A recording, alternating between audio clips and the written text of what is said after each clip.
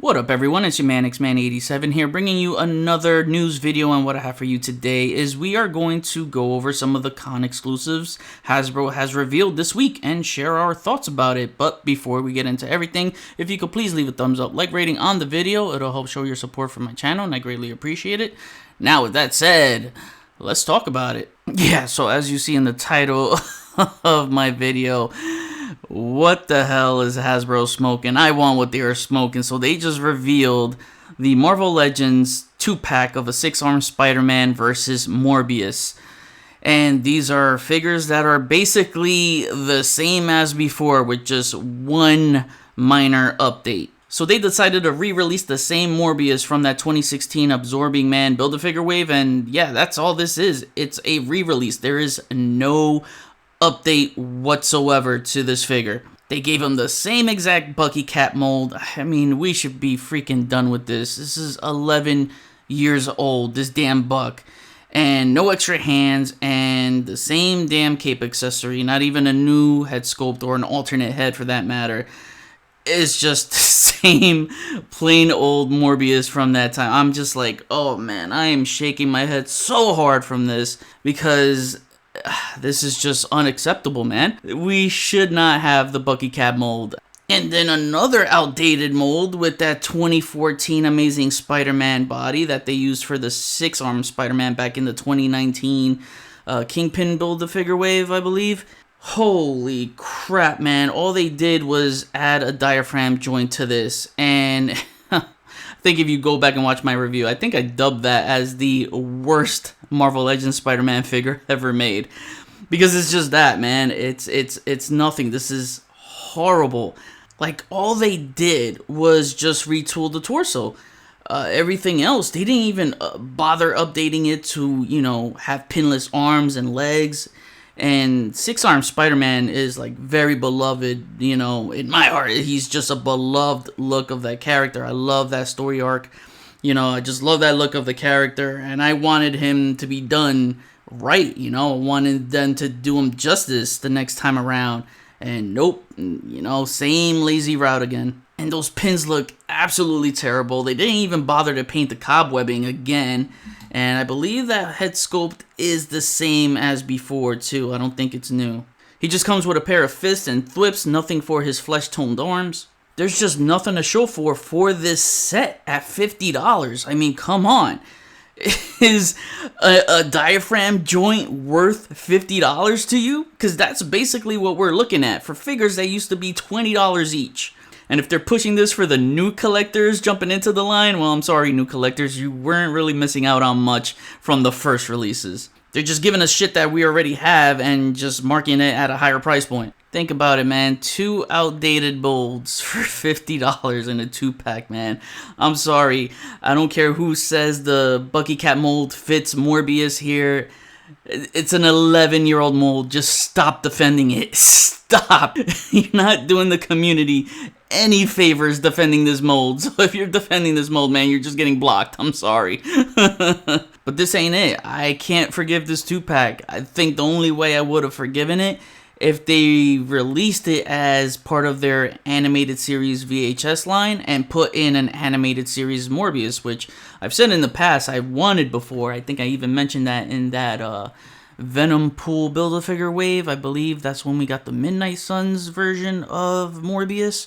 I think I said it in that review because I really would like an animated series Morbius. That's the route they should have went with, and then maybe I would have forgiven the 2-pack. Maybe I would have forgiven that 6-armed Spider-Man. And again, that's a big maybe. They should have given him a newer body mold. Now it makes me think, oh man, are they gonna use this same Bucky Cap torso for the new classic Iron Fist? Because obviously Luke Cage is coming, and if Iron Fist is using the same torso, because it has that similar layout, you know what I mean? I mean, they could have just I don't know, man. If that Iron Fist does have a new sculpt, like, why couldn't they give Morbius that new sculpt? But again, we haven't seen that, so, you know, I'm just kind of assuming here, but still, dude. And then you got 6-armed Spider-Man, which is just, this version just needed a new mold. Of retooling torso just wasn't enough because he doesn't even scale right with your other Spider-Man figures.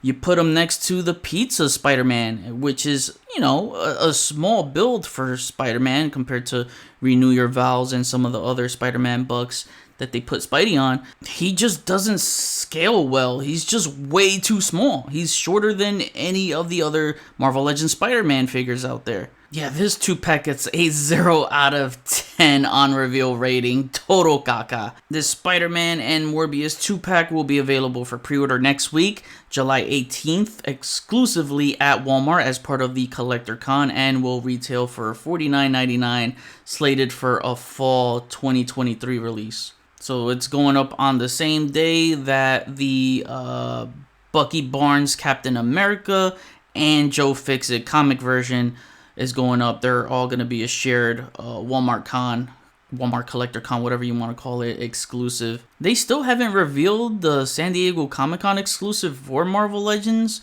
So are they sharing that as a post-con exclusive, or is this Walmart Collector Con considered, you know, San Diego Comic-Con exclusive as, you know, kind of like a shared partnering offership? I don't know.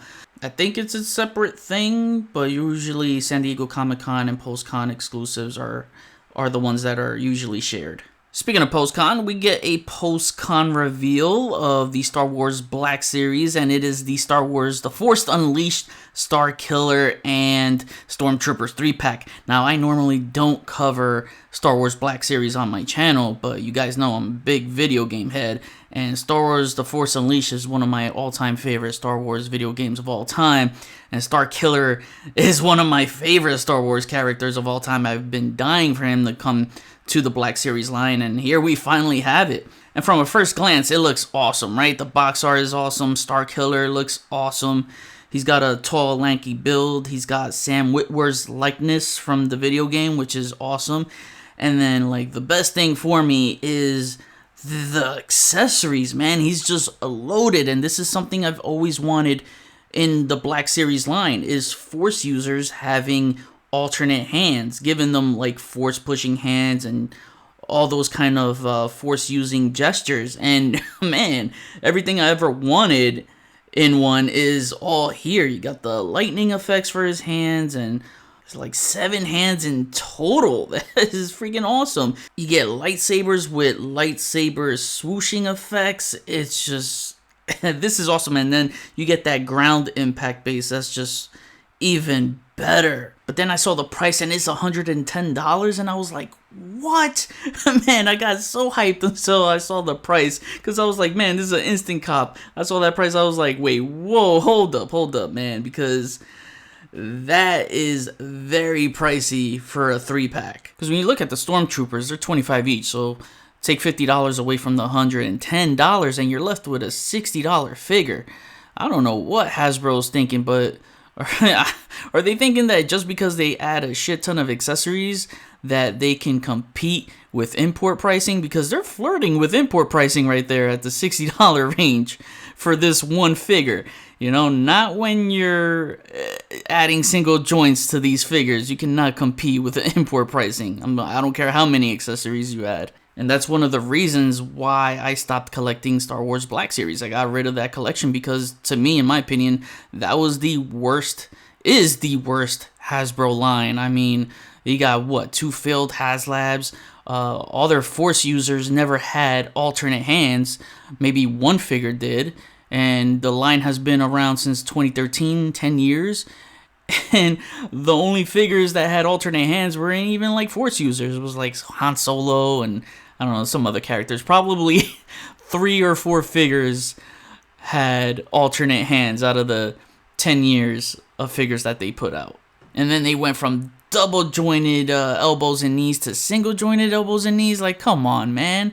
You know, the purpose is to upgrade, not to downgrade.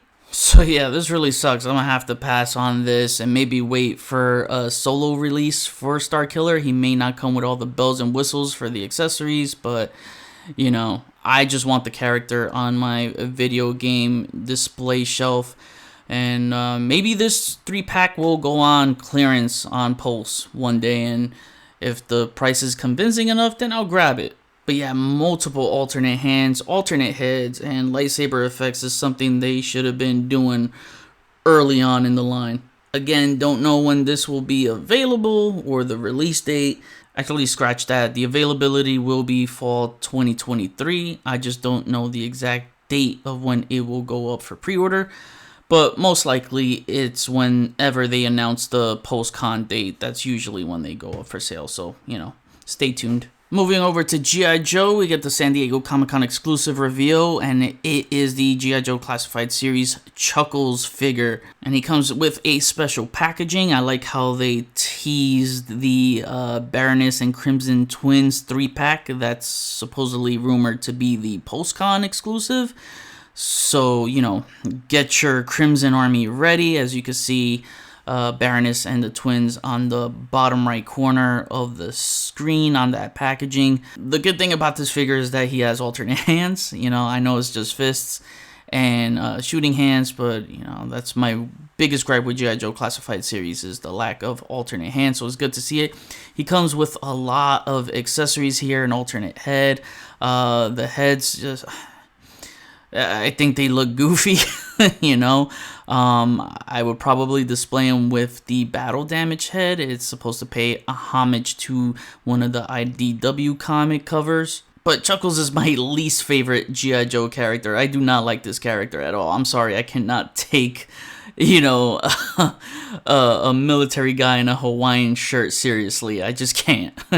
But despite having all these accessories, which, I like the accessories as an offer, it's priced at $41.99. We're talking about a basic figure that should be $20 to $25.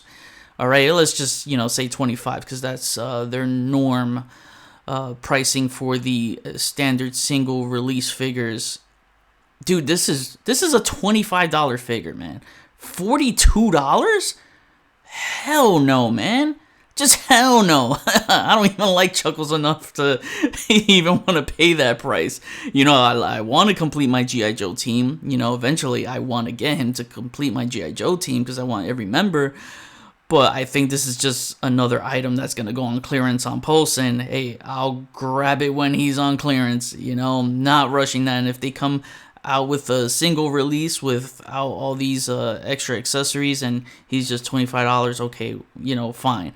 And I know there's gonna be people that say, well, we can't just say it's Hasbro because other companies are raising their prices, and that's valid. It's true to a point, but remember that Hasbro are the trendsetters a lot of the times that these companies will take after from them. Not all companies, but some. I mean, if you look at the recent Jazzwares Call of Duty line, they just introduced a line and already their first figure is $40. And I'm sorry, but those figures do not look good at all to be $40.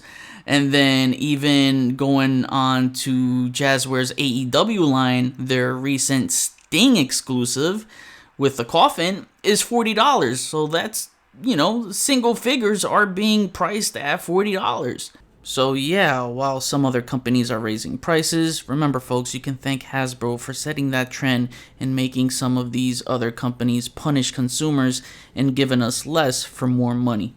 So I want to thank the companies that aren't raising prices and those that are lowering prices as well to reward their consumers, because that's the most ethical thing to do. So supposedly, this isn't going to be physically in stock at San Diego Comic-Con. I think they're continuing that trend of that QR code scanning to purchase it at the convention. I think that's really lame, but I don't know what's their practice for that. Maybe they want to keep things well stocked for their website, but who knows? I'm just relaying the info for you guys. While we're on G.I. Joe and they revealed some other exclusives for G.I. Joe, I did want to take the time to answer some questions you guys had. I know some of you asked me what I thought about the Glinda Tier 2 reveal for the G.I. Joe HasLab Dragonfly. And I know they recently revealed Tier 3. So, look, man, it's like I said when I covered the HasLab Dragonfly on my channel. With these HasLabs, you gotta be content with the base offering. So Wild Bill and the Dragonfly was enough for me. You know, talking about a 35-inch vehicle, helicopter with Wild Bill. That's enough for me to be content. I am happy with it. The 275, take my money. I am happy with it. Anything else that follows with the tiers, hey, is just a bonus for me because, like I said before, don't rely on the tiers. You got to make sure you are content with the base offering, with everything that helicopter comes with all the bells and whistles of missiles and stuff. Hot bars, yeah. I am perfectly content with it. So Glenda does not bother me at all because essentially to me it's a free figure. Any tier that follows or hits that goal is just a free figure. So no, I'm not gonna complain about a free figure at this point. You know, I think it's a nice callback, and honestly, that head I can use for a Marvel Legends Sharon Carter too. So that'll be a nice head to use. I'll make some use of it. So you know, that body will make for a really good classic Scarlet figure.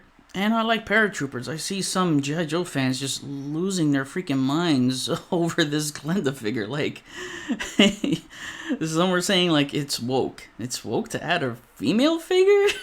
Like, what? There's a bunch of female characters in G.I. Joe. Man, you need to wake up. It's a free figure. If you're complaining about a free figure, shut up. That's just funny to me. Now, the thing is with Tier 3, they added another Night Force figure, and it's going to be Crazy Legs, which was one of my predictions.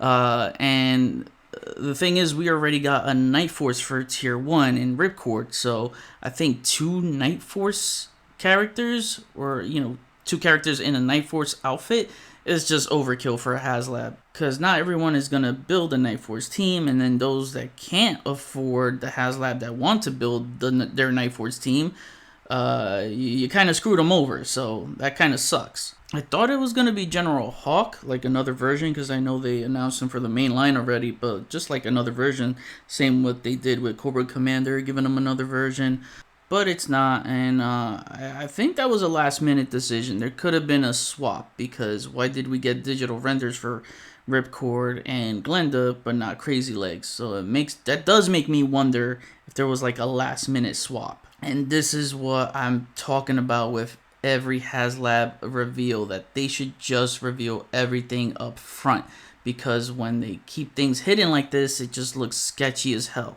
There's a funny effect that goes on with a HasLab when it either gets funded or is on the verge of failing because they hold something back to save it for something else, whether it's within the HasLab or elsewhere. For example, that Rancor not having the Rancor Keeper at first, then adding him last minute to push sales. Also, that Retro Luke within that HasLab was later released as a Walmart exclusive, I believe. Then the Engine of Vengeance did it with the unmasked Robbie Reyes head to push sales. See how it looks fishy? They should have just revealed everything up front. Because now that this is fully funded and going at an extremely slower pace than the His Tank, maybe they had something big planned for Tier 3, but felt like they didn't have to give us that big thing for Tier 3 since Glenda struggled to hit Tier 2 goal right away when it was revealed. So it probably made them pull back. Now they're just on coast-along mode. It's pretty obvious that there's some shuffling going around behind the scenes. I think Glenda right now is about 300 shy to unlock, so, you know, hey, I'm not gonna lose sleep if this thing doesn't unlock, which I'm sure it will. There's gonna be a last day spike, a huge spike, even if on the very last second, if it funds with just the base offering and no tiers get unlocked, we already know we're getting Ripcord, so that's already 2 figures. Again, I'm not going to lose sleep over it, because I'm already content with the base offering. These tiers are not guaranteed. Would it be nice to unlock all tiers? Of course, absolutely. But, you know, if you back it and you're not happy with the tiers, hey, go sell them. Get some of your money back just to make sure you're still happy with your base offering. And if you were to tell me that the prices of the figures for the tiers are rolled into the set, then okay, I'm still content with the base offering. There's no need for me to be negative towards it because I have no desire to complete a Night Force team, so I could just sell my Night Force figures and, you know, get some of that money back or even more. Who knows what they're going to go for individually. Hey, look, if we're just going off the tiers only, I'll admit that it's very underwhelming having 2 Night Force figures that are not part of a Night Force themed HasLab vehicle. And I completely and totally understand that losing out on extra figures does suck, especially when you're dishing this amount. But I'm not wasting my energy to be mad about it, and if you are mad, then stay mad. It's not the end all be all. At the end of the day, it's free bonus figures for whatever we get in my eyes, and I'll be sleeping good. Over to some more G.I. Joe stuff. We get the Walmart Collector Con exclusive reveals for classified series. And the first one being a Mole Rat, Cobra Mole Rat. So this is new. I know they teased these before and, you know, don't know the mystery behind these because it's a relatively new character that they're introducing into the line. But I'm thinking maybe it's like a underground kind of division to maybe battle Tunnel Rat, you know what I mean, in the dark. I mean, it's got that kind of vibe, especially being called the Mole Rat, you know. I don't know. I like that kind of gas mask. That's pretty cool. That head sculpt is sick, though. Holy crap. You get some, like, I don't know what that is on his face, but there's just something, like, bursting out of his eye and his skull right there that just looks pretty freaking crazy. So, yeah, looks like those are new arms. I could be wrong, but those legs look like it's bazooka, so those are reused. I like some of the accessories here. Interesting. Guess we'll find out more about them later. Then the next one is a really obscure choice. It's a Night Force Jodie Shooter Craig. And yeah, this is a very obscure character because she appeared in Marvel Comics like in one panel and she died, I remember. So this figure, it looks good for the most part except those shoulders. What the hell is wrong with those shoulder joints? Proportions just look really, really bad. But I like the tattoo on her arm. That's pretty cool. You know, I like her. I said I'm not going to complete the Night Force, but because this is a new character, I'll keep this with the team on the shelf as is. So she's got a sniper with her because she is a sniper, and she's got a cool gas mask with her. She's got an alternate hair piece, so that's really cool. Got a knife, you know, a gun, and I don't know what the hell is that on the very bottom right corner. She even has a capsule too that's pretty hidden there. So yeah, it's cool that we're getting more female figures in the line. So overall, I think it's a good offering. I do like that head sculpt. Again, it's just those shoulders. I'm just not with those shoulders. They just look so out of proportion. Then we get the Crimson Alley Viper. I always love the black and red looks to these. And again, you get ready to build your Crimson Army squad to go with that PulseCon exclusive Baroness and Crimson Twins. Those are going to look good in all red. I really hope that Baroness has an updated body buck with double jointed pinless elbows. So that is much needed for her. But anyway, we'll cover that whenever it's fully revealed. But for now, man, the Crimson Alley Viper looks good. Again, black and red deco. It's just a repaint. So if you like these, you add them to your Crimson Army. You know, if you're not with it, then obviously pass. Oh, and before I go, I just got an update for the Mole Rats. The Foosh just posted on their website their bio, and it reads, new to the G.I. Joe Classified Series line, Mole Rat comes ready for adventure with multiple points of articulation for high posability. This Mole Rat figure contains 7 character-inspired accessories, including backpack, scanner, canister, mutated head, and a drill trigger with drill bit and weapon accessory, plus a footlocker to stow all his gear. While Cobra headhunts top scientists and researchers from across the globe, less qualified recruits wind up as Mole Rats, quarriers and miners seeking new energy sources to power Cobra's war machine. Extracting deposits of volatile dark energon has sparked certain troopers to become mindless husks bent on destroying anything in their path. Wow, that is really, really interesting. I like the little backstory right there. So it seems like we might be getting a G.I. Joe Transformers crossover at some point within the 6-inch line.